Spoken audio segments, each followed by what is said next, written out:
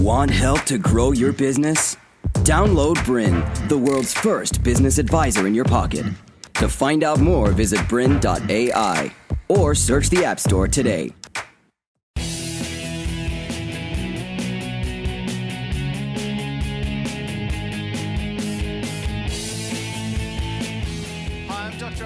And welcome to the High Performance Show, where we discuss the latest cutting-edge research in psychology about how we perform at our best. Now, in this episode, what we're going to talk about is self-awareness. How do we develop more awareness of our impact on other people? Now, our research with Deakin University and research sourced from all over the world shows that there are 6 key factors to high performance: to have regular recovery, to have mental toughness, have a mindset around mastery, have connected relationships, a focused mind, and as we're going to discuss today, self-awareness. Now, look, I get to work with hundreds of leaders every year, and I think the biggest problem leaders, well, actually everyone faces, team members, is they don't understand the impact they have on other people. So if you're not aware of them, there's things called 360-degree feedback tools. And this is where everyone around you gives you feedback on your behavior. So the person you report to, your peers, and the people you lead. And the most common thing I see is when people get this feedback, the thing they say to me, they go, I had no idea that I did that, or that I was perceived that way, or I had no impact that I had no idea that I made people feel that way. What we chronically lack is self-awareness. And what we're going to talk about today is how do we elevate that. Now, the most cutting-edge research around self-awareness has come from a bunch of mathematicians at UCLA. Now, these mathematicians at UCLA got together and said, they had a meeting and said, what's our next project going to be? And one of the guys in the group said, do you reckon we could write a mathematical formula that could predict an earthquake? Like, don't you love human beings? Let's take that on. But they went, yeah, let's try and do that. And they tried it for a couple of years, but what they discovered is it's impossible. You can't predict an earthquake. However, what they did discover is they wrote an algorithm that could really accurately predict the aftershocks. So if an earthquake occurred and that data was fed into this algorithm, it said, here's where your aftershocks will be and here's how powerful they'll be. It was really accurate. Now, they then went, wow, we've got this amazing algorithm. What else can we predict? And someone said, do you reckon we can predict crime? And they went, yeah, let's do that. So they called the LAPD and they said, we want to do an experiment with you to see if we can predict crime. Now, the LAPD were a bit dubious and went, this sounds like Minority Report, like what's going on? But after a couple of meetings, they got them across the line. But LAPD said, look, we're just going to give you a region. We're going to give you an area. And they gave them the Foothills District of the LAPD. Now, using this formula, they created a computer, and this is the computer that they used. And every time a crime occurs, it's updated real time in this formula, and this computer constantly spits out, here's where crime is going to occur next. And these red dots are where crime is most likely to occur.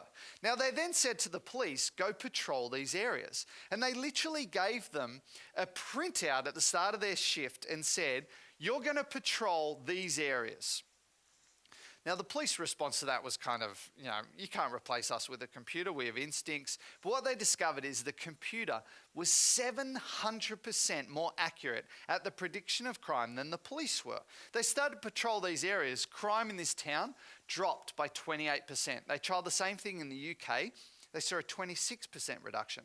And the update on this is they had political issues where someone came in and went, oh, we're scrubbing that program. And as soon as they scrubbed it, crime went back to the original rate.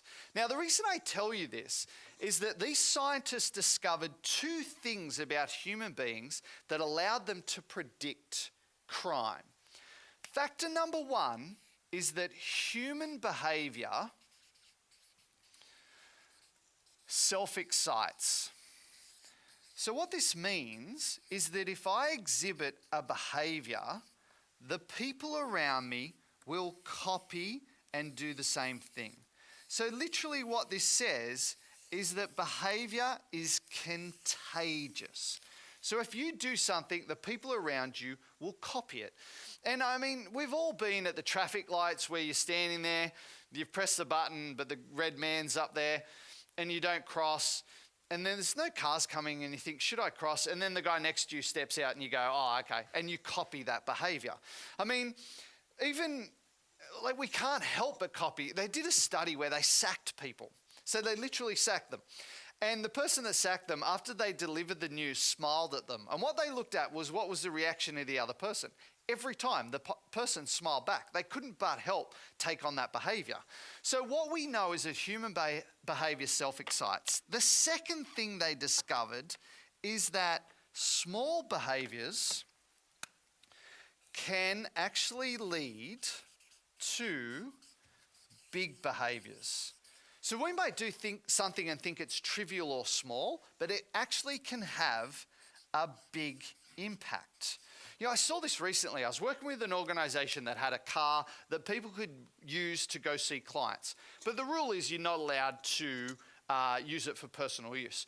But a guy's gone to see a client, he's driving home, sees a hardware store and goes, I really have to pick that thing up. I'm sure it's not going to be a problem. So he pulled in, grabbed some stuff, put it in the car, took it back to work, unloaded that car, put it in his, but someone saw him do it.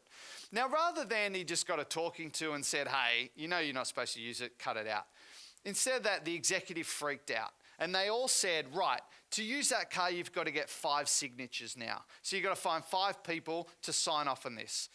What happened to trust in this organisation? It died. Because they went, right, one person does something wrong and you don't trust any of us and we all get punished. And the culture, I literally saw it fall apart and crumble because of this one action. Even, Ralph Norris, who famously, when he was CEO of Air New Zealand, used to fly on their planes, but when they would get to the destination, he would stay on the plane and help them clean the plane. So the CEO would stay behind and help clean up the mess and then go off to his meeting.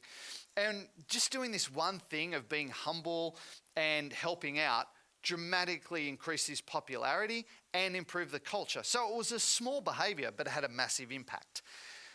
This is how organizations work. We copy each other's behavior. We might do something small, but it has a big impact. This is how families work. This is how cultures work. And I'll give you a great example of this. Now, in the New York subways, years ago, they were a very violent place. So people would get mugged, people would get robbed, people would get killed in the subways. And the subway police were looking at how do we crack down on this? And nothing was working. The rates were going up, they weren't coming down. And they came across this research and they went, okay, people are copying each other's behavior, but what is the small behavior that sets a culture in the subways that it's okay to be violent and attack people? And they did some research and what they discovered, the behavior was fare evasion. So what was happening is 250,000 people a day were jumping the New York turnstiles. Now, how did this behavior catch on? Because one person jumps the turnstiles, what do the people around them do? They go, oh, screw that, I'm not paying for a ticket. If that guy gets away with it, I'll jump the turnstiles. And it was so contagious that 250,000 people a day are jumping the turnstiles. Now, what didn't help is the transit police are literally watching people jump them. And they said, why don't you crack down on that? And the transit police said, that's a $47 fine.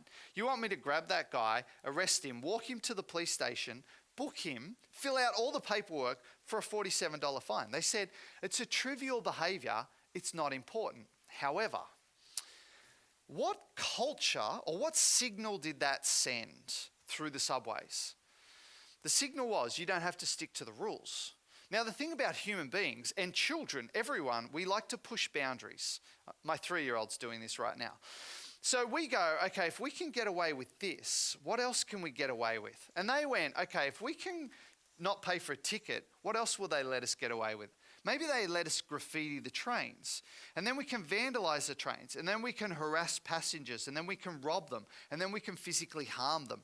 And this one behaviour of you don't have to pay for your ticket created a culture of the rules don't apply. And people just took it to a level of extreme that they felt comfortable with.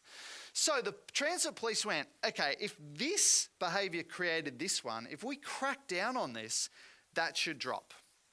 So what they started to do was arrest people for fare evasion. But the way they made it practical is they booked you. And if you got caught jumping the turnstiles, they handcuffed you to a railing. And they left you there until there was 50 of you. So as soon as they'd got 50 people, they handcuffed you to each other, called ahead to the police station and said 49, 48, 50, because the police station would lay out all the paperwork, they'd fill it out all at once, and then let them go. It made it practical. But people are standing there and a chain gang of 50 people got marched out of the subways. They're like, what did those people do? Didn't buy a ticket. Oh my gosh, I'm getting a ticket. And this one thing of cracking down on that trivial behavior sent this signal of no matter what the rules, you come in the subways, you behave yourself. And if you step out of line, you get into trouble. So what happened? Graffiti dropped, vandalism dropped, harassing of passengers, violent behaviours dropped, because the new culture was you stick to the rules. And I see this every day. I see this in organisations. I was with a sales team recently. They have these processes and culture and values. But the rock star salesperson, who was a bit of a problem, pushed back against this. And the manager didn't hold them accountable. And they went, oh, the rock star makes all my money. And without them, we'd be in trouble. I'll let them get away with it. But because they got away with it, the rest of the people are like, well, we're not doing it. And the whole thing fell apart because this one person wasn't held accountable. You know, I'm doing this safety research at the moment. And the biggest problem is we're doing safety around nurses and in hospitals.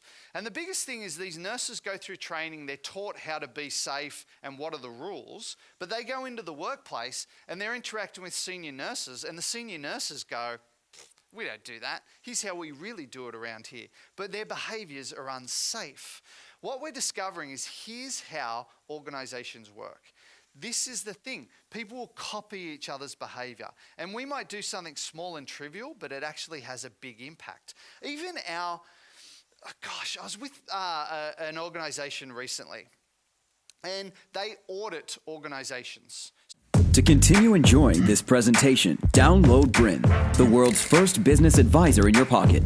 To find out more, visit bryn.ai or search the App Store today.